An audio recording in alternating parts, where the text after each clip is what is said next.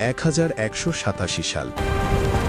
Jerusalem 90 বছর ধরে শত্রুর হাতে, কিন্তু একজন যোদ্ধা এসে সব বদলে দিলেন। তিনি ছিলেন সালাউদ্দিন আইয়ুবী।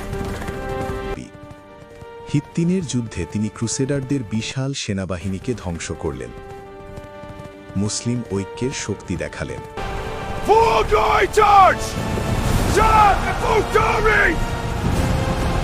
একটা বিজয় যা ইতিহাস বদলে দিল। 2 অক্টোবর 1187 জেরুজালেম ফিরে এলো মুসলিমদের হাতে। বাইতুল মুকাদ্দাস মুক্ত। Soldiers fall to victory! No baba advance! It's a course, no reach! কিন্তু এখানেই শেষ নয়। শত্রু সেনাদের হত্যা করলেন না, দয়া দেখিয়ে নিরাপদে চলে যাওয়ার সুযোগ দিলেন। এমনকি শত্রুরাও বলতো তিনি সত্যিকারের নাইট। আজও তিনি ন্যায় ও ঐক্যের প্রতীক। সালাউদ্দিন আইয়ুবী একজন যোদ্ধা, একজন নেতা, একজন মানুষ।